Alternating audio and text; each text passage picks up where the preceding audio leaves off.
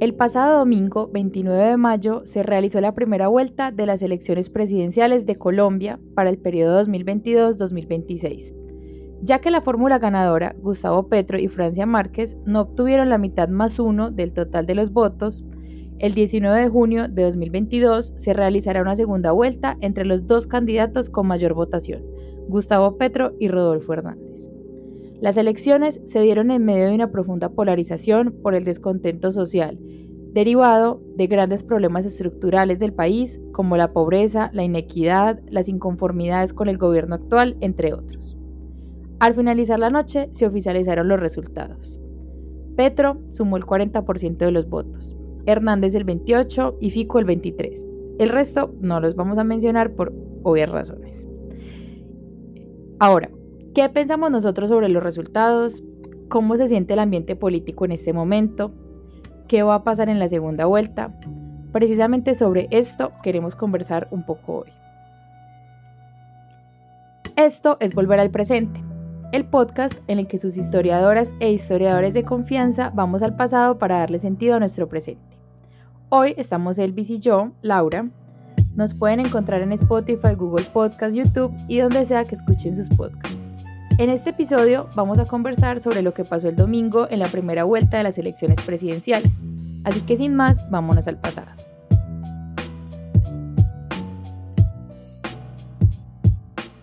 Bueno, esas elecciones en verdad fueron una sorpresa, no solo por los resultados de las votaciones, sino también por la efectividad de la registraduría, ¿no?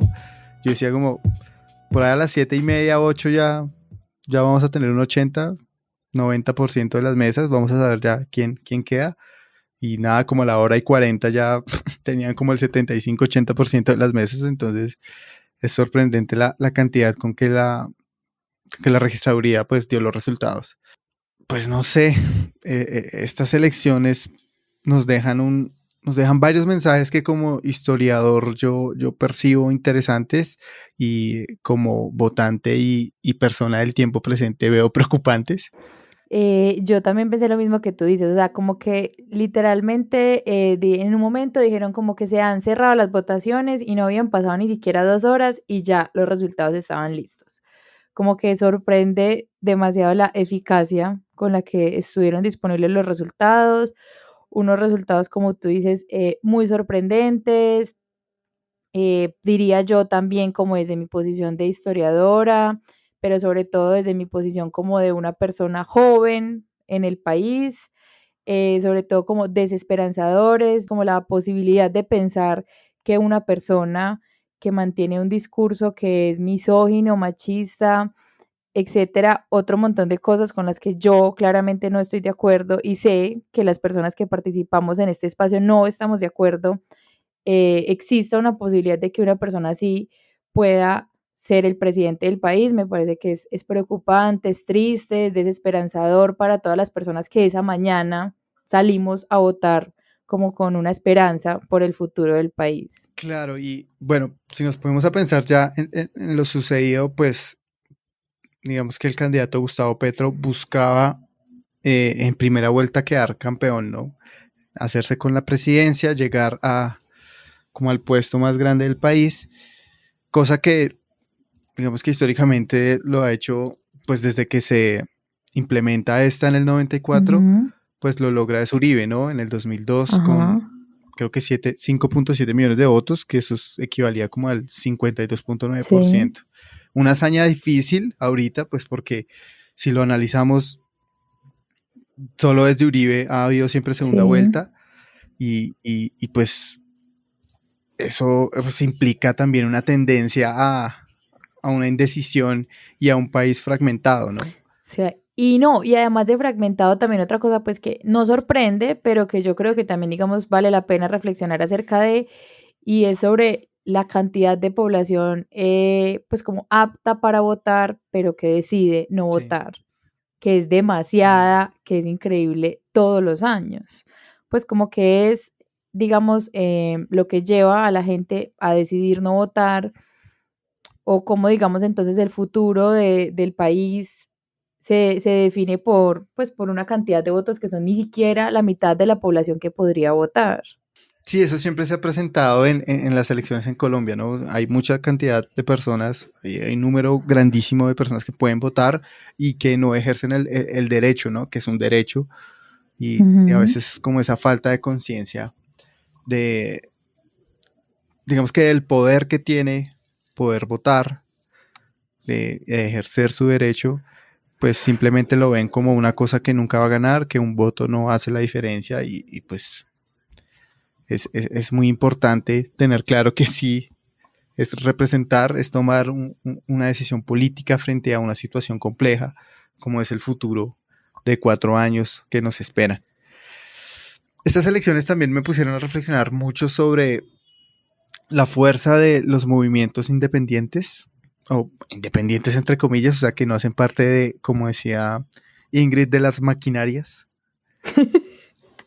Entonces, sí, esa cuestión de votar los mismos de siempre o digamos que llevar a cabo esa continuidad política que si bien la ujú. hemos vivido aquí en Colombia desde, no sé, o sea, un cambio o una directriz políticamente hablando, como un cambio sí en la votación, pues no ha habido. Yo siento que venimos casi desde el Ujú. Frente Nacional con una misma ideología política, que bien, claro, cambia cosas en temas de seguridad, de confrontación, bueno, pues la escala del conflicto armado, pues claro, tiene los matices y el cambio económico también, pero que básicamente la idea siempre ha sido como un país de derecha, que es muy Sí, conservador, que siempre busca como el movimiento neoliberal de la economía.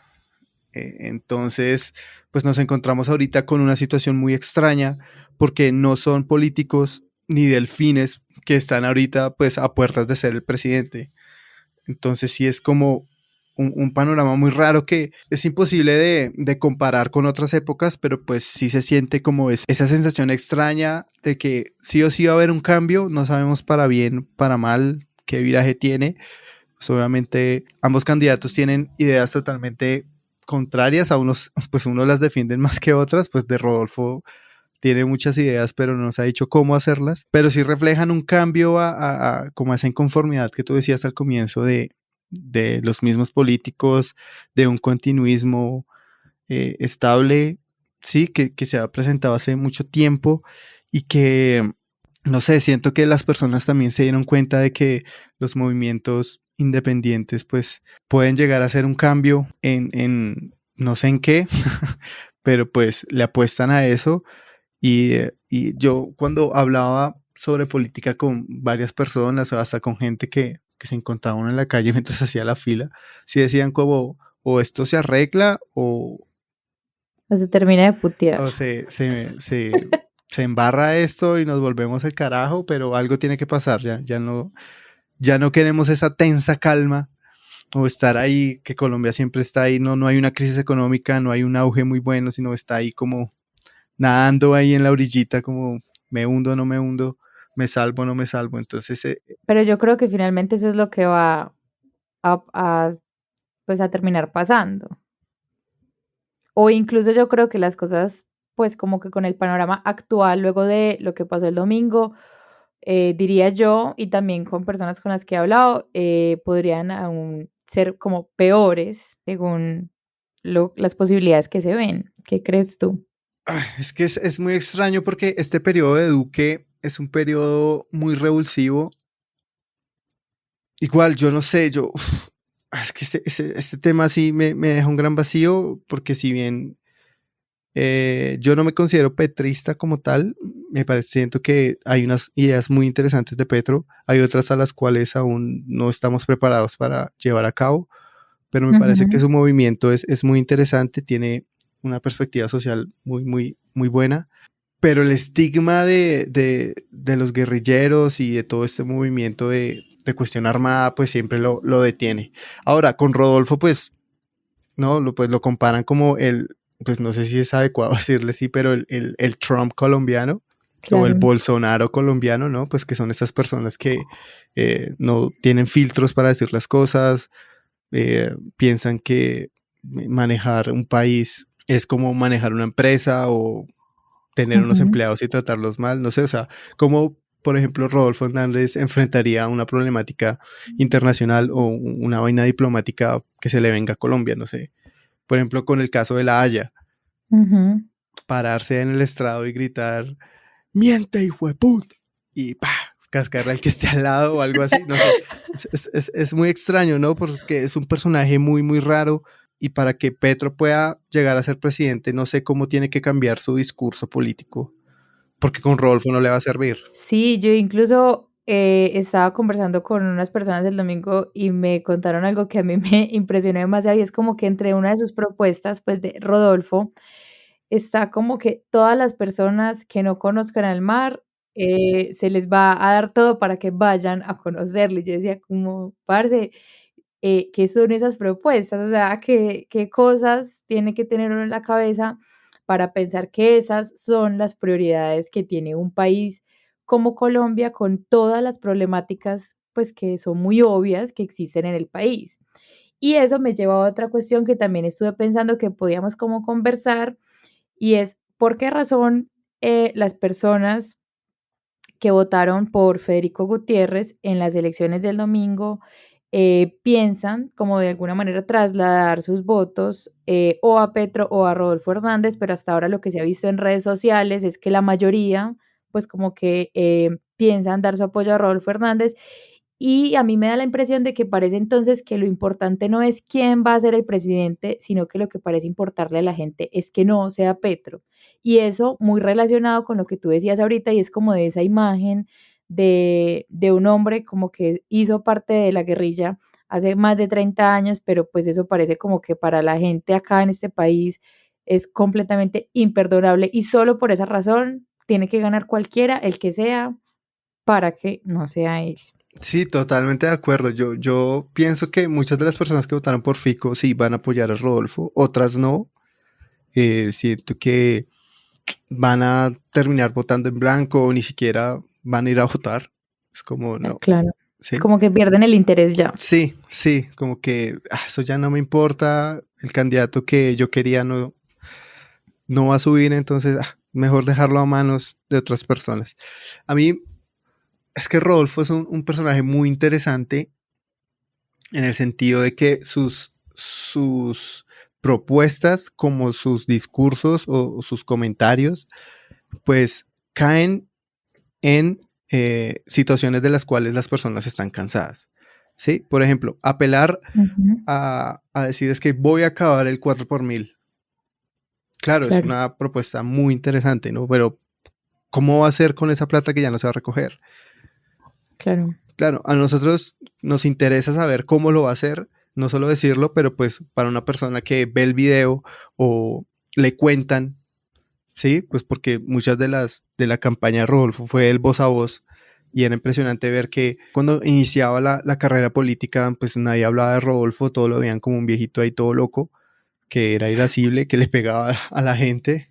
Y en las últimas semanas, antes de la votación, muchas personas hablaban de Rodolfo Hernández, que iba a reducir el salario de los congresistas, que les iba a quitar camionetas, que ya no iban a poder viajar en clase media. Entonces, esas Ujú. cuestiones y ese discurso frente a un Estado donde uno siempre dice que es que en el Senado se roban la plata, en el Congreso se roban la plata, lo que hay son ratas, ¿sí?